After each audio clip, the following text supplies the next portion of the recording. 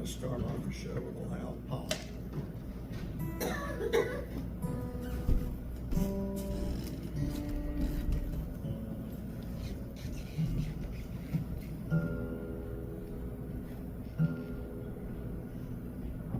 All right. A quiet, reverent group.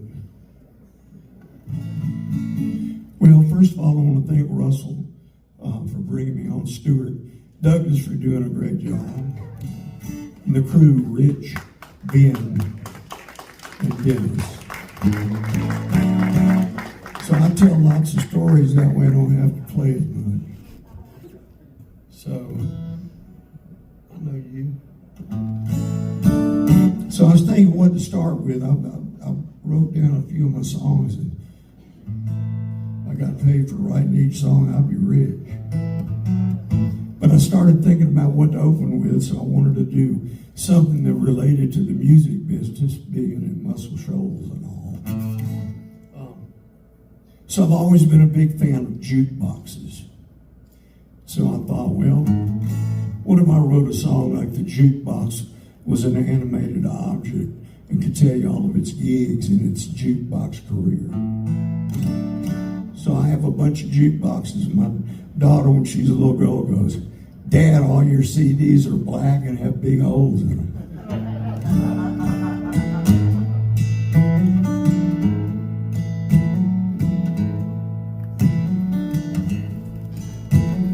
I'm just a jukebox shining nice. When the very first sealers, bright neon lights, rolled out of the factory with my big old dreams. Just music business, it ain't what it seems.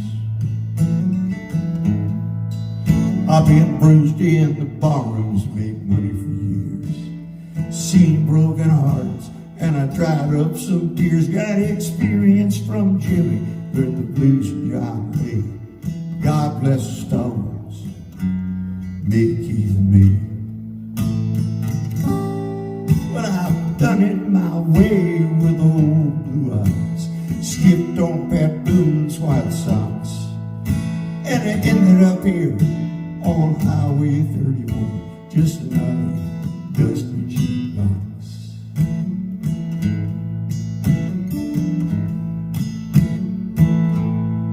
Now I've been to Kansas City with old Maybelline, drove a hot rod Lincoln, working at the Dairy Queen. I played all the big stars from all over the world, but the money rolls in if you'll play Brown Eyed Girl. But I've done it my way with old blue eyes, I skipped on Pat Boone's White Sox, and I ended up here on Highway 31, just another dusty jukebox.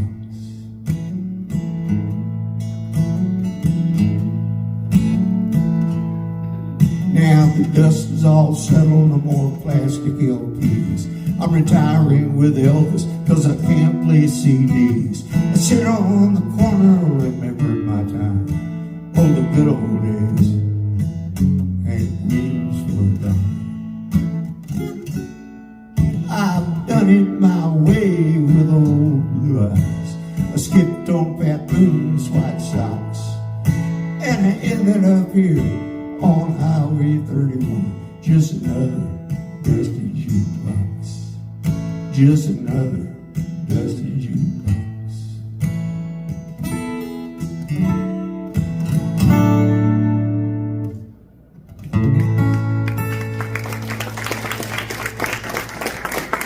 Well, thank you. What a beautiful room, too, by the way. I was thinking about my history of Florence and the Quad Cities.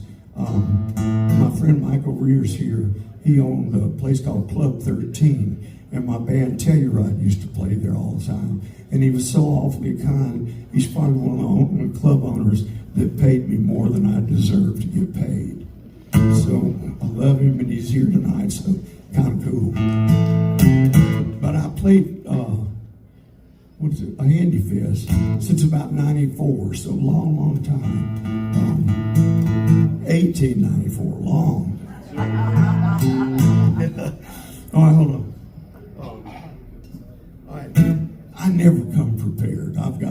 any song, so I'm just winging it. But I wrote this song for my little girl. You know, sometimes relationships are like a battery. You got to have a plus and a minus to make the battery work. Well, this relationship, I was the negative part, so it didn't work. But my little girl left, and I wrote this song. It's called "A Missing Kind."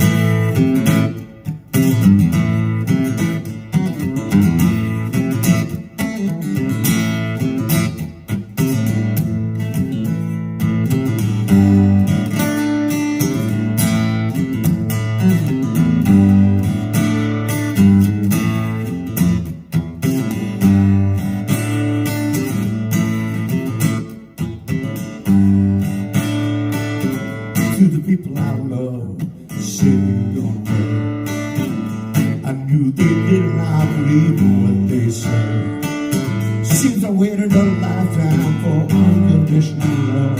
I was always looking down instead of above. See, what people want to do, what they want to do. I'm gonna sit here and think about you. I'm gonna love you, baby, till the sun don't shine. Missing kind. I miss you all the time, baby. I'm the missing kind. I can't get you off my mind. Sleep in different cities most every night. You say your prayers and I say mine twice. Drop to my knees and I look at God above. I said, now whether you're here or there, I still call it love. But people gonna do what they wanna do. I'm gonna sit here and think about you. I'm gonna love you, baby, till the sun don't shine. I'm the missing kind. I miss you all the time. Missing kind. I can't get you off my mind. Long distance love happens every day, but I never dreamed it would turn out this way. No.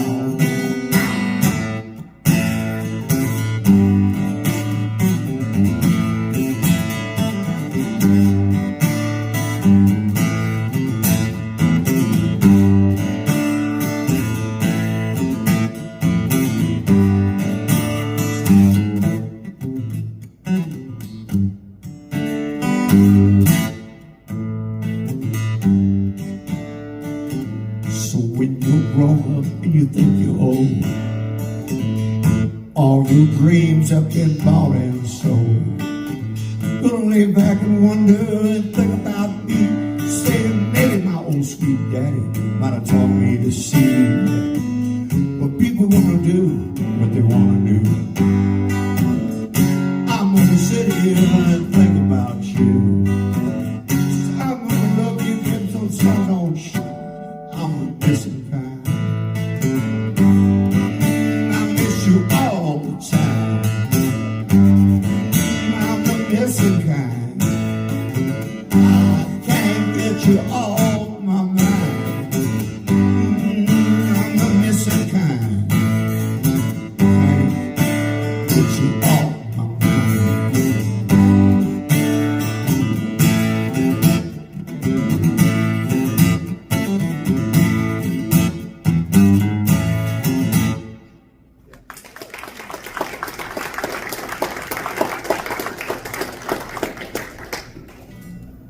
Thank you. I write all kind of songs, mostly to entertain myself, because if I got all the royalty money, we could all have a Happy Meal. So you just keep on trying. So I write funny songs because it amuses me. But I wrote this song about, I'll give you two stories. The first one is a lie. I wrote this song about my cousin. He's had 12 DUIs in 6 months. He's an attorney in Selma, Alabama, Dallas County, so he still has a valid driver's license. because that's how it works. That's the lie. True story. I was talking to the state trooper one time and said, hey, we're smoking a joint. I said, not really.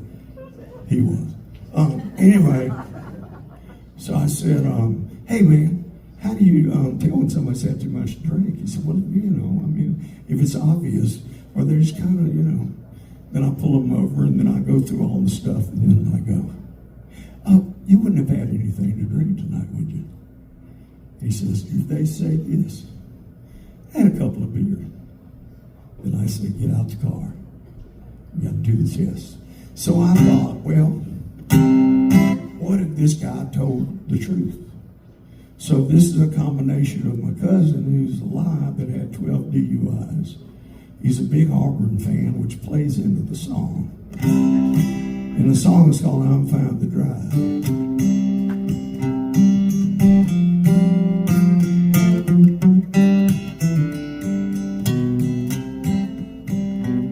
Now, the other day I was leaving Dallas County. I was heading for the Auburn Plains. Gonna have me a big old weekend, cruising up for the Alabama game. You know.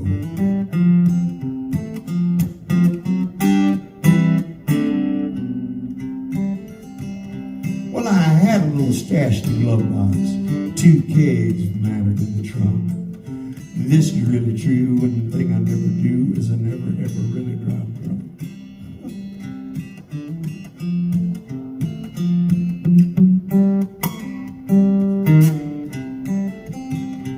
Now, just about the time I hit the city line, I heard an old siren whine. And that orange or blue I've been dreaming about, seeing the feet flash mostly blue.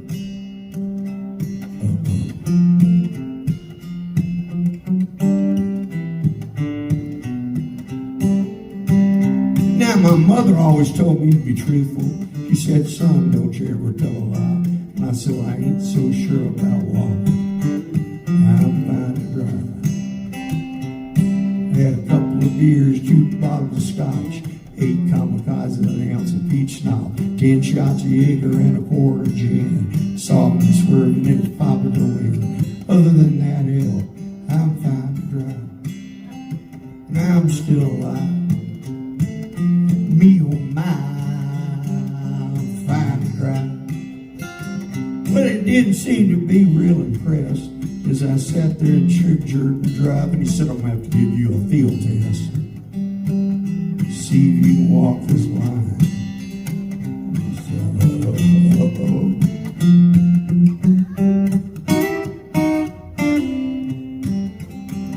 Now, my mother always told me to be truthful. She said, Ricky, don't you ever tell a lie. And I said, well, I ain't so sure about walking, but I'm fine to drive, and I'm still alive. Me, oh my, I'm fine to drive.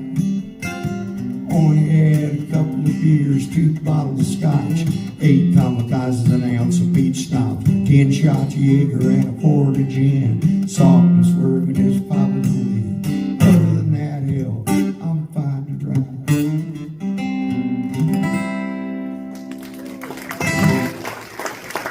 Thank you.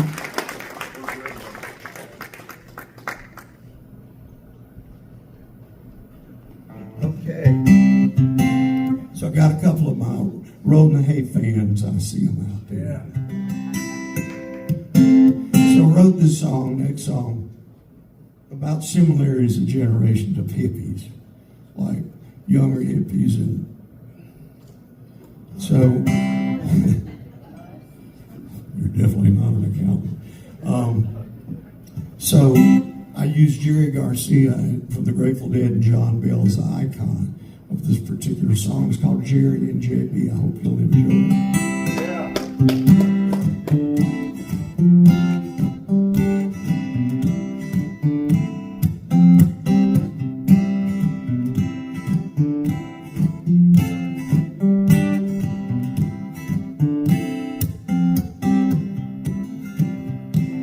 I was a hippie in 68, things weren't bad, things were great, had an 8-track tape with Jimmy Hendrix, and I played it every day.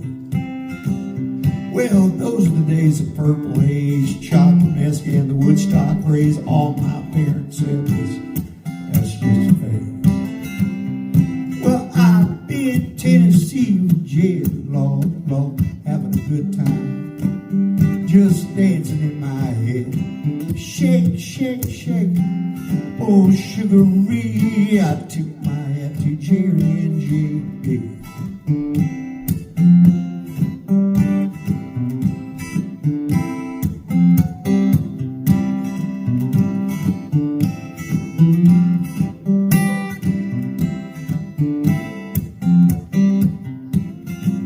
You know, I used to walk down Shakedown Street when I was a kid so I could meet all the colorful people that made the show the place to be. I love the Allman Brothers Band, Liz Reed and Ramblin' Man. I guess I'm gonna be rambling as long as I'm around.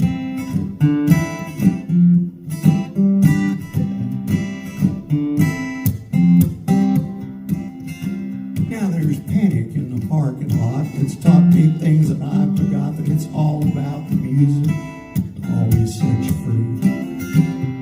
Now I've been in Tennessee with Jay, Lord, Lord, having a good time. I'm just dancing in my head. Shake, shake, shake, oh sugaree, I tip my hat to Jerry and JB. Now I've been in Tennessee with Jay, Lord, Lord, having a good time, just dancing in my head. Shake, shake, shake, oh sugaree, I tip my hat to Jerry and JB. I'm traveling light, oh sugaree, I tip my hat to Jerry and JB. Yes, I do. Muscle shows.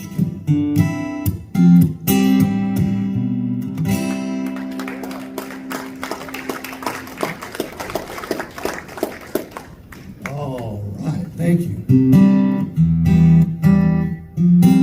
To the sad parts of the song, sometimes you just feel a little melancholy.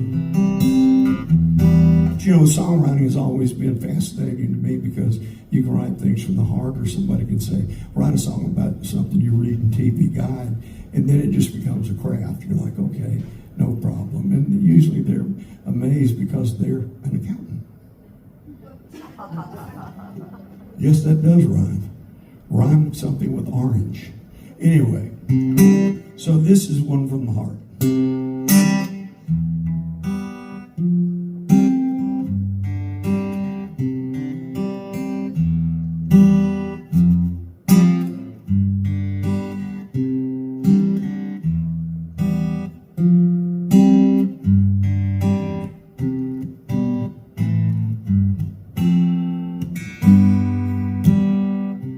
Always say that I love you. Love comes in so many degrees. How is it if I don't love you that I can't get up off my knees? Always the same argument. How can I be wrong if I'm so damn right? I know this won't go on forever, 'cause I don't have you with me here tonight. I know enough about love, know that I'll be fine. Turn around one day, there'll be somebody else I'll call mine. Right now I'm not sure if I can love anymore, 'cause my heart is lying right by your door. I'm gonna stand up, walk out of this place. If you'd look, you would have seen it's all over my face. And after I'm gone, if you want to hurt me some more, oh, my heart is lying right by your door, right by your door.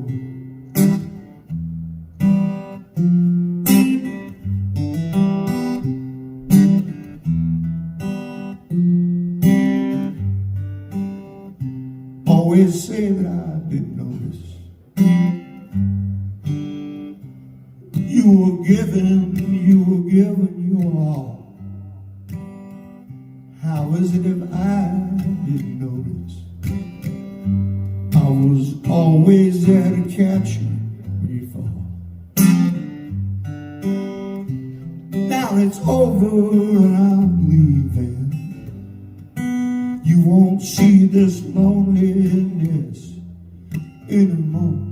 But there's one thing I know I've got to do before I go. Got to pick my heart off of the floor. 'Cause I just can't take it anymore. I'm gonna stand up, walk out of this place. If you look, you would see it's all over my face.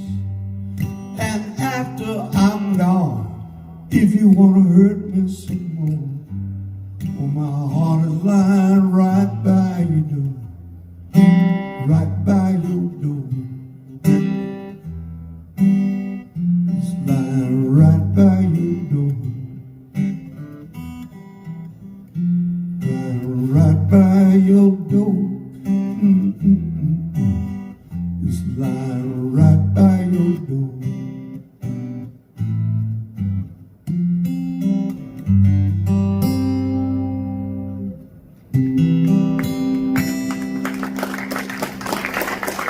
Thank you.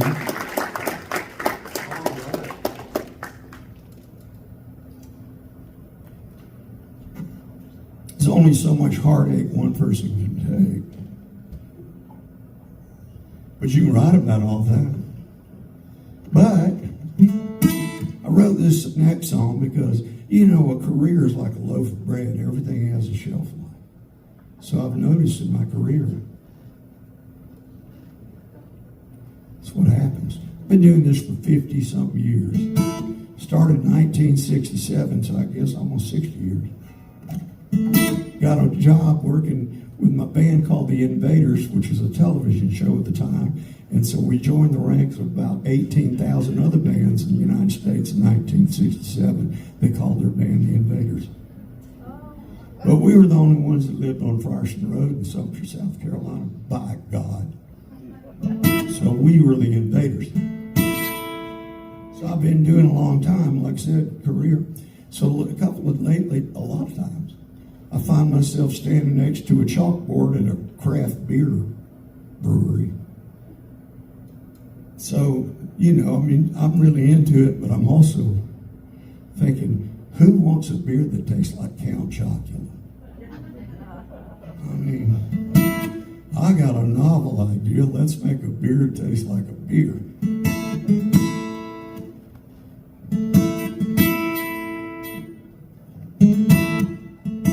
Sorry about that. So I started thinking, and I thought, man, I'm going to write a song about all this craft beer, and I'm going to make hundreds of dollars.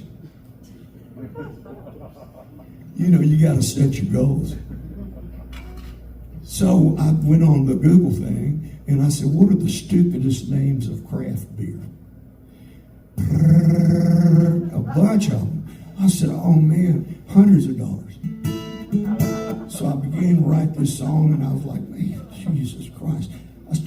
I just took my Popeyes app off because I knew I could pay full price. I was like, man, things are looking up for me.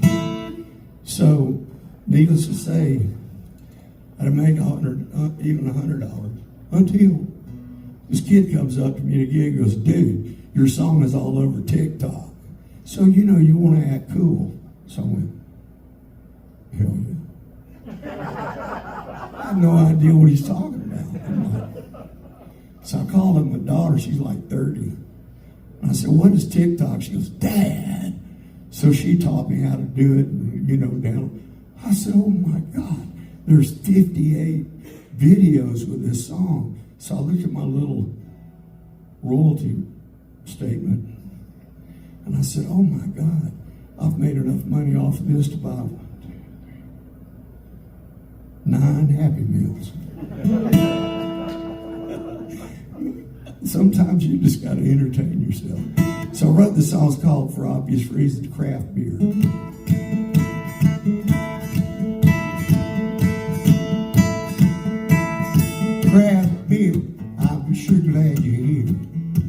Well, the hippies and the hipsters are as well. Good people if your tire's fat and you're going straight to old craft beer. Craft beer. Well, Zach's at the bar drinking PBR. You know, beer Megan's gone mighty far. They got a Rocky Mountain oyster stout, a lot of them made of sauerkraut, funky boot, maple bacon, coffee, beer, craft beer. I'm so glad you're here. Well, the hippies and the hipsters are as well. So if you're feeling low, drink some over soul craft beer. Craft beer. Well, I can still remember the beast. The best $1.97 I spent on yeast. You know, beer Megan's gone too far. Peanut butter belongs in a jar, and I'm hopped up on blueberries and dogfish head. Craft beer, I'm so glad you're here. Well, the hippies and the hipsters are as well. So if you're feeling low, drink some over soul craft beer. Craft beer.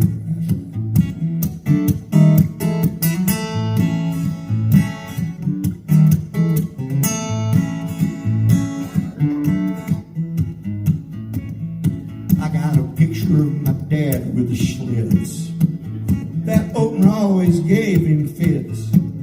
Now they'll custom candy just for you with a baseball hat from Oscar Blue. Sexual chocolate imperialism, Foothills brew.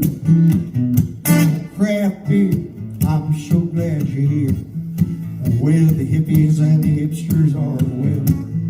Good people if you're feeling low, drink some over soul craft beer. Craft beer. But if you're in a tree stand hunting deer at night, forget that crafty stuff, Bud Light.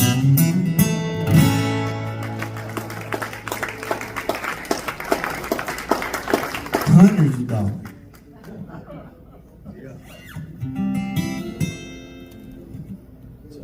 I don't know what made me think of it, but sometimes you just got to share crazy stuff. So speaking of hundreds of dollars, my mind went to this guy on Facebook said, I'm really tired of people begging for money with GoFundMe and all this stuff. And I thought, man, you must have no friends and lots of money. You know, why would you put anybody down? Let them, that's why it's called your life. Do what you want to do. Thank you.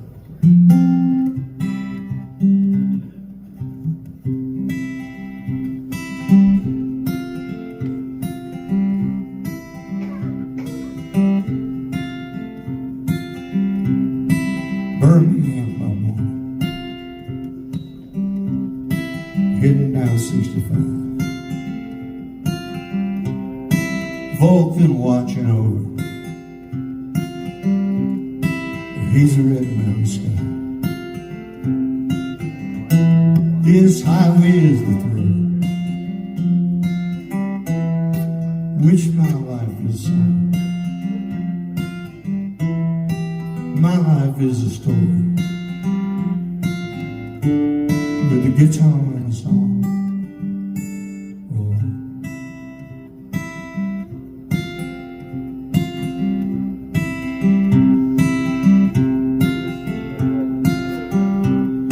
Jesus on the radio.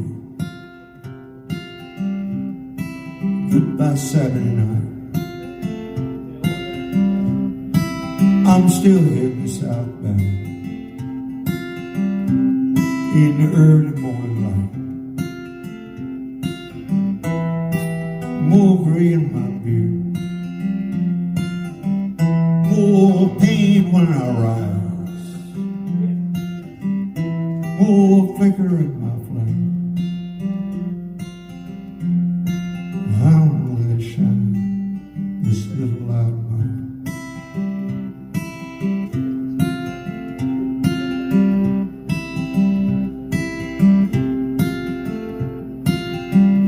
Well, the driveway of this old house, it's paved with scars and cracks. It reminds me of my heart every time that I come back. Many troubadours paved this path, and many a good one lost. The gift that is my music comes with a heavy cost. Please don't listen lightly to the words of my songs. You might turn around. One day I'll be gone. Play on. Play on.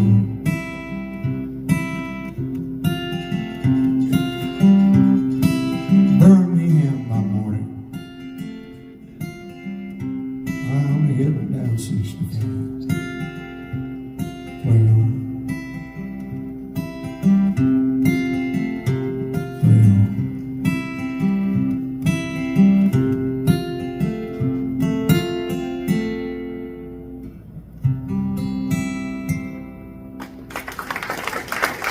Thank you.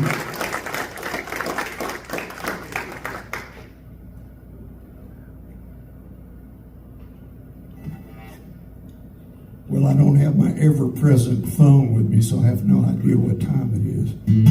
You know, it's so odd that we live so attached to our phone. When I was a kid, I lived in the Philippines. My father was in the service, and we lived off base, and we had a party line.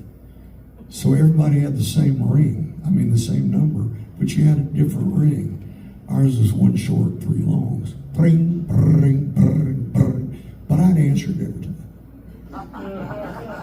And people say, Ricky Carter, put that phone down. Now, out of spite, I carry it everywhere I go. Except right now. So I have no idea what time it is. Doesn't matter. Y'all having fun? Yeah. All right, let's see here. Oh, let's see.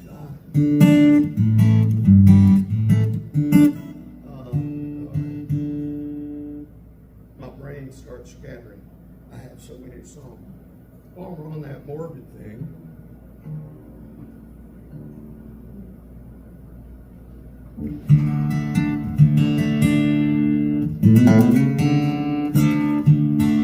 so I dated this girl one time and she called her makeup war paint.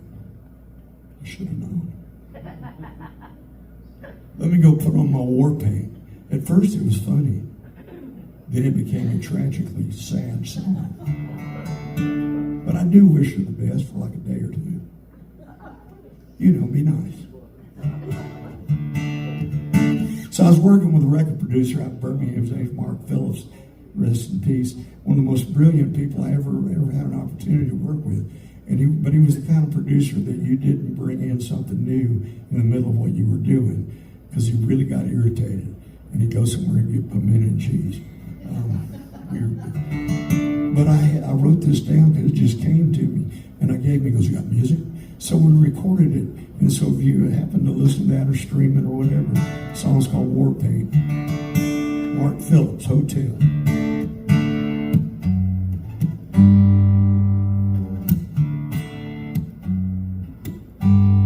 What's the color of today? Blue, she said, and turns away. In a bar the night before. Doesn't play much anymore. Thinks the road is all he knows. Paints her face before he goes.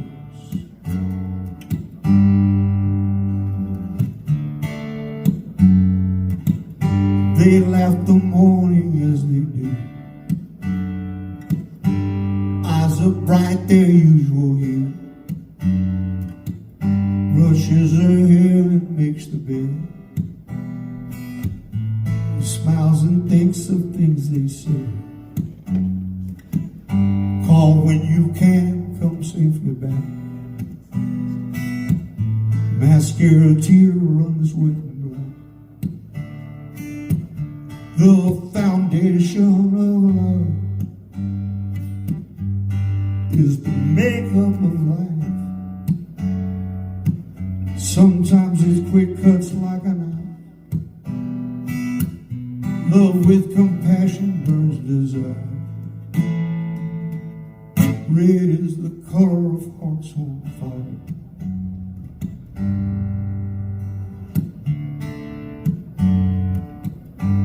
Now she wakes each morning, shadows her face,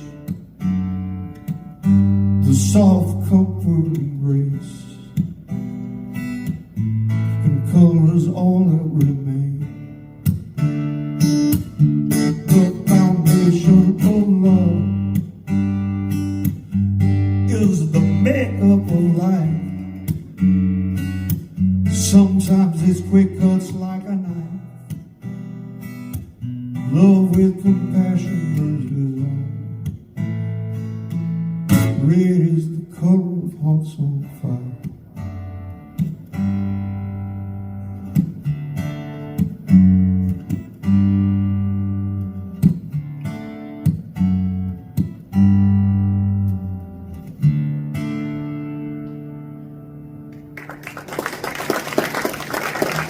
Thank you. That's sad enough. Move on. Lisa, can you grab my phone for me? Got song lyrics on there, need. All right. So I told you, my first gig in 1967. At the end, it was opening of a TV repair shop. That was an old kind of business back then. And at the end of the gig, there was 5 of us, gave each of us $7. I was like, because my allowance in 1967 was 50 cents. Had to cut the grass, take out the 50 cents, and he just gave me $7, and I went all summer, $7. I said, I am never doing anything else. I'm just going to play music till I die. Well, people say, Rick, when are you going to retire? And I go, let me tell you something. In the music business, retirement is dearly beloved. You can't retire. What you going to do? Move to the beach on 58 videos on TikTok? Not going to happen. So anyway, on a cheerful note, I don't know if they'll use this on TV, but I'm going to play it anyway. So I went to my dad, and I was, 12. I said, man, you know what I'm going to do? That's my friend Lisa. She knows every word to every song I ever wrote, and she's my ex-wife. Give her a hand, please. If you love somebody, love them forever. That's right. You should. Do what? You should look You're a lickler. Anyway, oh yeah. So I was 12. I went up to my dad. I was so excited. I said, man, Dad, you know what I'm going to do for the rest of my life? He said, grow taller. I said, no, I'm going to be in the music business. I'm going to be a professional musician. He kind of giggled. He said, well, one thing you're never going to have to worry about. I said, what's that? He said, money, because you don't have none. I was like, I just got $7. I am flush, dude. So then he told me probably the best bit of sage advice, and I wrote it in my book, Segue to the Plug for my merch, because that's what my ex-wife was saying under her breath. Say something about the merch. I have T-shirts and all kind of good stuff. Mainly, I just like to shake your hand. Thank you for coming and supporting Salt and Pepper right here in Florence, Alabama. Musical heritage and history here is abundant and abundant. That's what I meant to say. So anyway, he looked at me and said, well, I'll tell you what. He said, currency comes in many forms. Money is the dirtiest of them all. If you make people happy, you'll be a rich man. So thank you for making me a rich man tonight.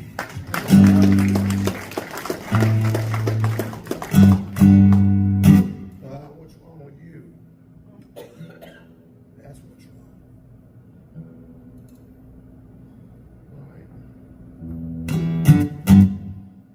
Tell you all the cliches about tuning, but I'll just say a tune because it was out of tune. So I wrote this song for my dad. It's called Real Job because that's what he suggested I do.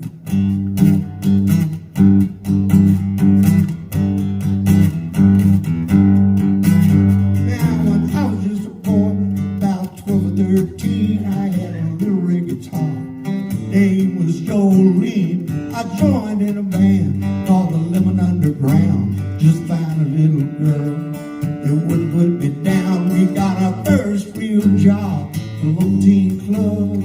I didn't hear them say we were gonna get paid. I thought it was kind of funny when they gave me my money, 'cause all I was trying to do was get laid. But if that's the way it's gonna be, I don't need a real job. I can play this thing, my fingers fall off. Maybe hit the big time, be on TV. It don't really matter, 'cause they still pay me. I think I got a real job, baby.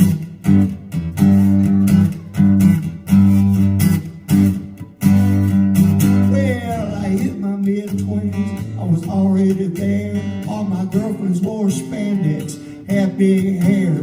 I sent out the tapes to the big record guys. They said, "Oh, Ricky almost made it, just a million more tries." I really didn't worry, 'cause I knew real soon I'd have a stroke of genius, write a #1 tune. After all these scars, I haven't seen the stars. I'm still playing in bars. But if that's the way it's gonna be, I don't need no real job. I can play this thing, my fingers fall off. Maybe at the big time, be on TV. It don't really matter, they still pay me. I think I got a real job. I said a real job, that's like working in the mall. Real job, welcome to McDonald's, y'all. A real job is all I'm gonna do, so I get paid for singing this silly stuff for you. Think I got a real job.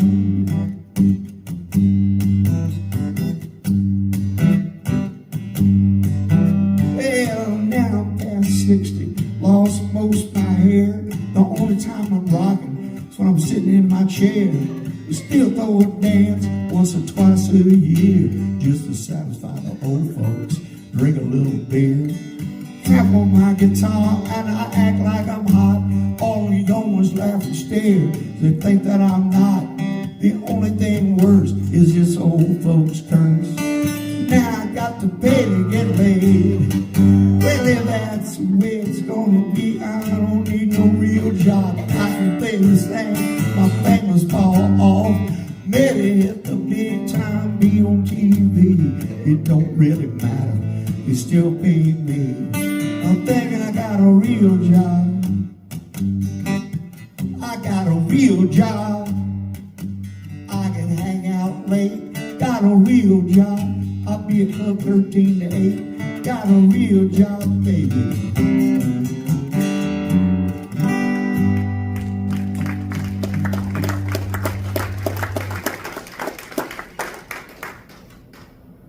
Oh, time flies.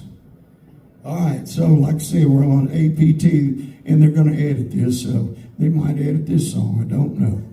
But this is probably the most plays I've ever got off a song. And it's silly, but here's the story. Hold on. It used to be vodka and that's water.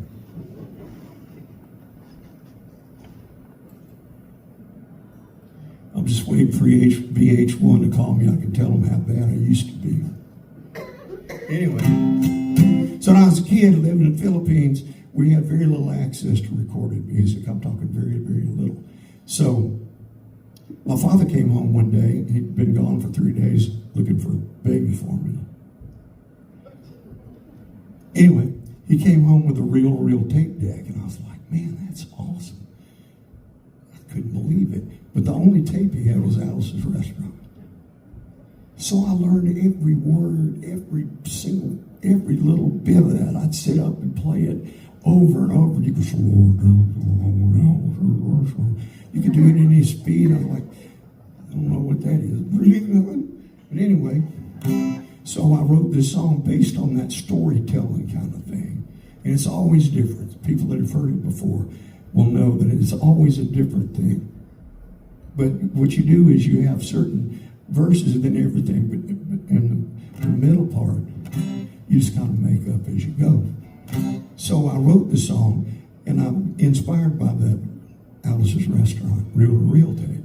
So as fate would have it, I was playing in Boone, North Carolina one time, And the club owner says, no, you start before 11. Arlo Guthrie's in town. And I got tickets for you. I said, holy mackerel.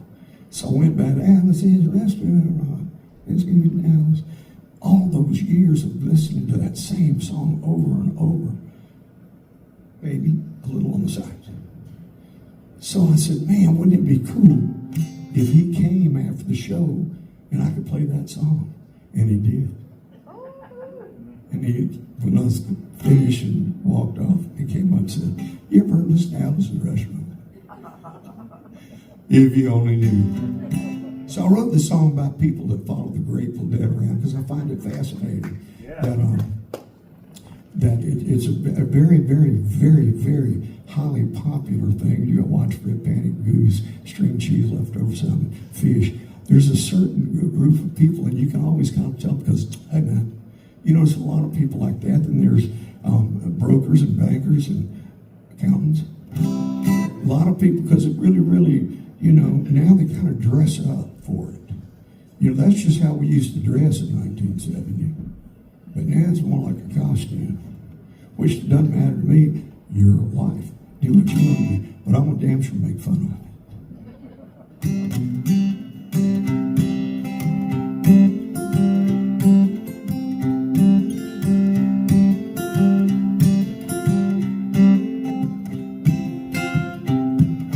When I'm high on living and my future lies ahead, I want a tie-dyed shirt, pair of Birkenstock sandals, and a ticket to the Grateful Dead.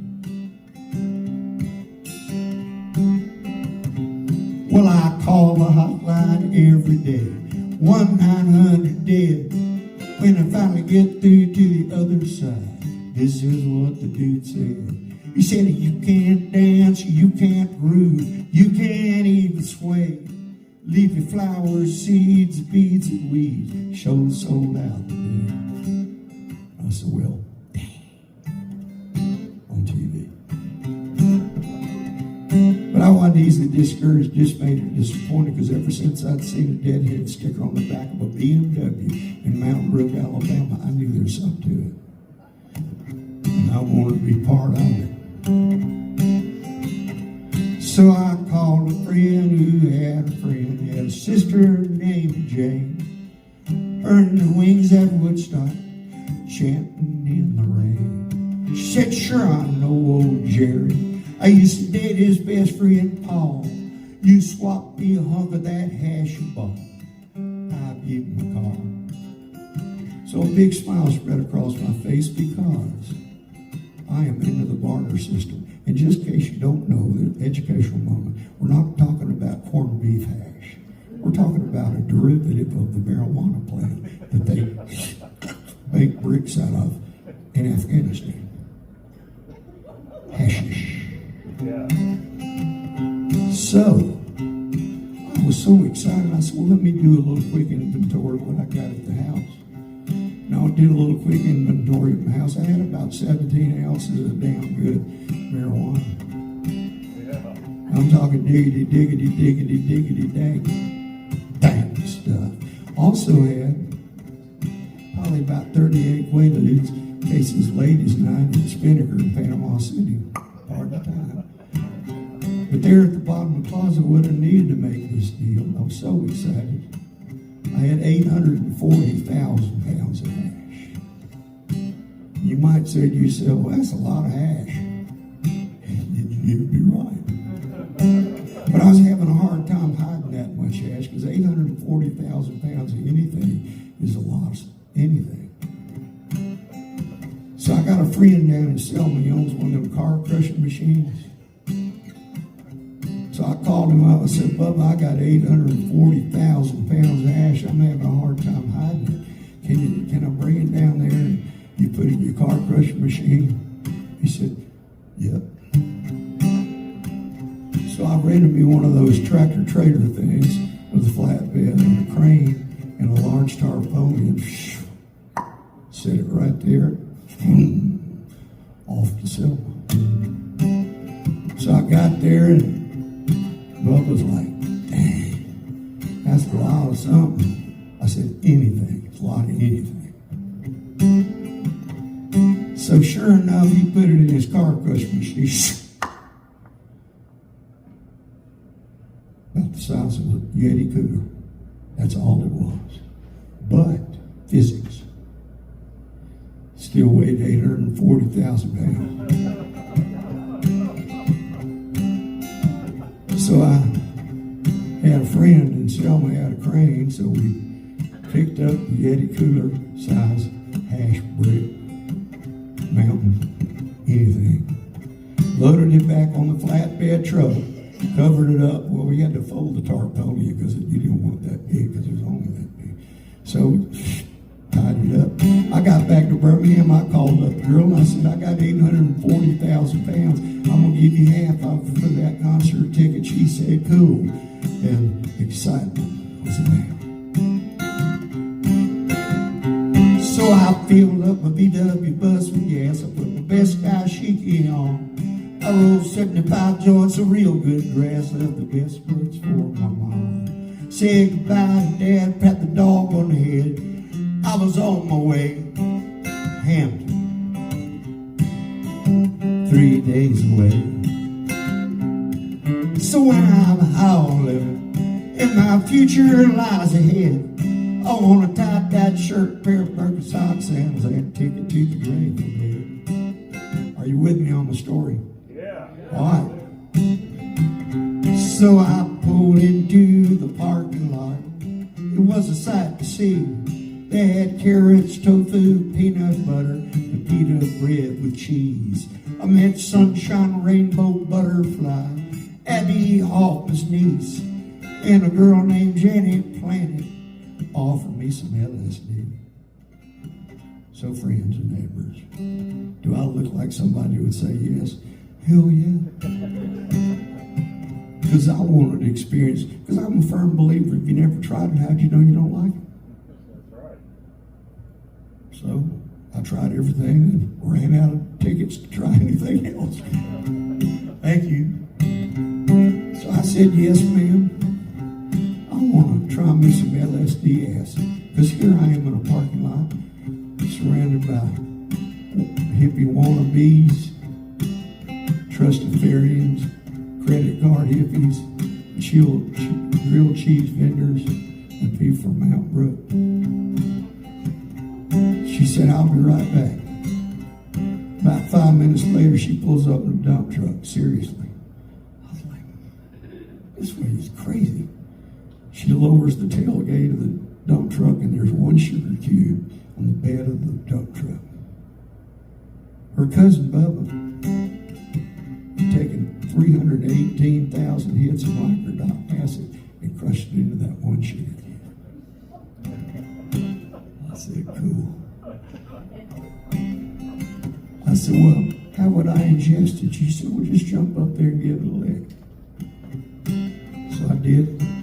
And for about 20 years, the only 2 words I could utter were, oh shit. People say, how you doing? I said, I mean, as my daddy said, you don't trip without your luggage. But after a while, I started feeling pretty good at the Grateful Dead concert. I was like, man, all right. And I looked around me, there's a bunch of Caucasians. I like that, okay. And I was like, all right.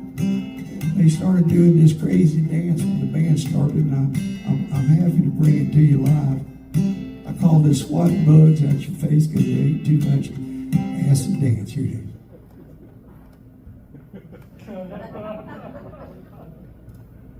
Trust me, I saw everything they swatted. I was like, this is my favorite dance. So after a while, I got tired of dancing. I began to hop. I couldn't stop. Thought I was going to drop. And I kissed a cop.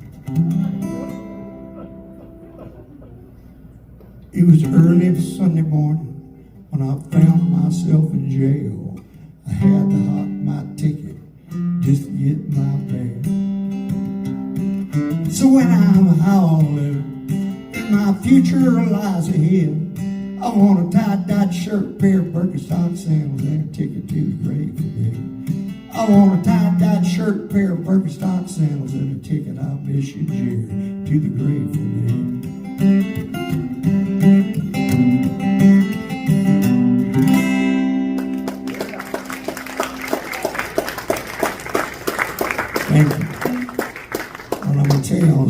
because I'm a kind of a storytelling guy. So I like to do this part of the show when we have a seated audience. And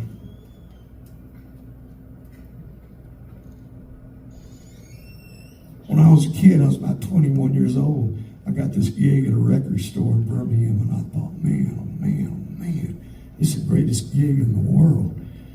And so I was really excited. It was a place called Century Plaza in Birmingham. Now it's an Amazon distribution center. Progress. First time I ever went to a Chick-fil-A was at that place, and I called it a chicken hamburger because I'm from Selma. Anyway, so the manager of the record store comes up to me and he goes, dude. I said, what? He goes, today James Brown's coming in. And I was like, James, the singer? He goes, yeah. And remember what I said about careers? Well, James, Papa Got a Brand New Bag was about right here at that point. So, you know, he wasn't excited, but I was like, I can't believe it. He said, and you are going to be his liaison. I said, you tell him where to sit, where the magic markers, put out his records, do all, set up the in-store. I said, I got this. So all day I was so excited. James Brown, you know? And so I see him coming down the escalator, 1976. And James Brown was about this tall, you know? And I was like, he had on a blue jumpsuit with a flyaway collars in the 70s, and he had the most perfectly processed hair. Probably had a bit of lint in it, but his roadies or his bodyguards didn't say anything because it's James Brown. So he comes down the escalator, and I'm so excited. I was like, Mr. Brown, I'm Ricky Carter, and I'm going to show you what to do here at the record store. Sign records for all the people that come to see you. There's 5 people here. And I looked down at James, and he had this big belt buckle on. Big old belt buckle. You could eat a bowl of chili out of it. This big. And the belt buckle had these 3 letters on it. At the time, I didn't know what it meant, but the letters were G-O-S. And I was like, Mr. Brown, what does GOS mean? And he looked at me and said, God taught the soul, motherfucker. And when he did, you know how life comes in minutes or moments. A photographer took this picture of me and James Brown, that exact moment. And you can see me going, I've never heard a grown man say motherfucker. And James Brown. So I'd be honored when I finish this last song if you guys would meet me over there, and I'm going to give everybody here a little Ricky and a James Brown button.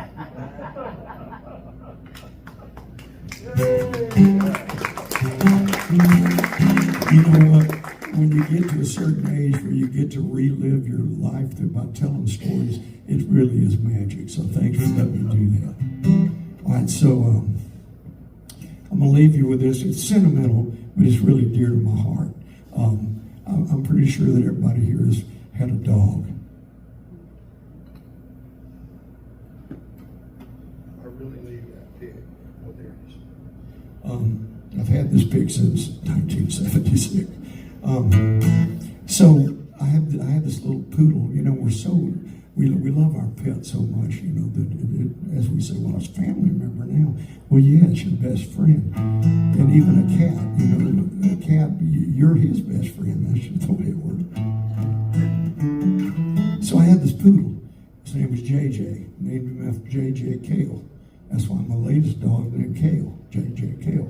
I say that to young people, what's your dog's name? I go, Cale. And they go, like the salad? I go, yep.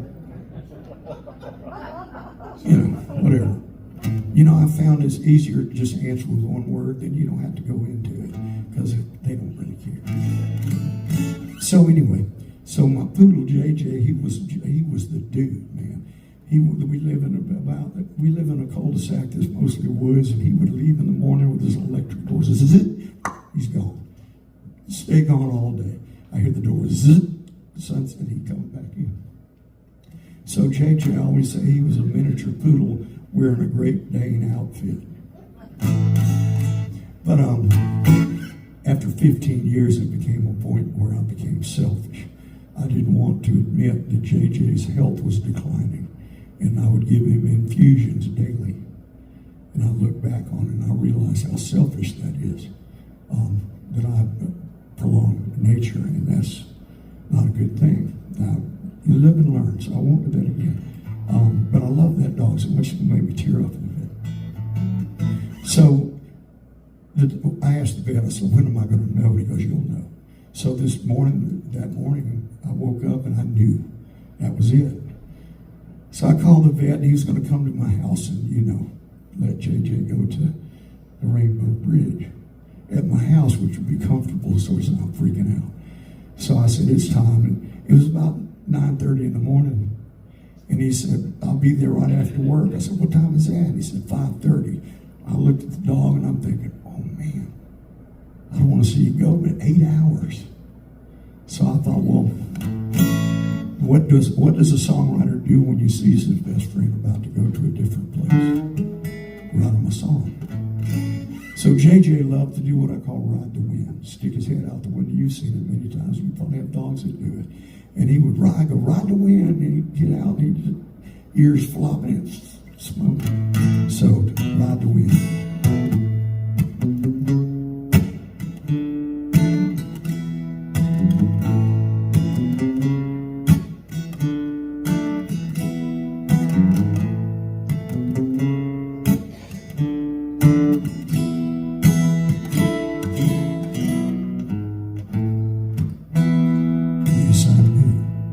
Right from the start that you'd hold such a piece of my heart. And today, as we face the end, go together we'll ride the wind. Life is love, love is life. It's a gift from above, and with all of your might, hold it tight. In a sacred love, love is forever, ever and ever. The magic it brings, I wouldn't change a thing. Yes, I knew right from the start that you'd hold such a piece of my heart. And today, as we face the end, together we'll ride the wind. I'll sit watching you as you sleep. You run in your dreams, and I know that I won't be alone. That's why it seems that love is forever, ever and ever. The magic it brings, I wouldn't change a thing. Yes, I knew right from the start that you'd hold such a piece of my heart. And today, as we face the end, together we'll ride the wind.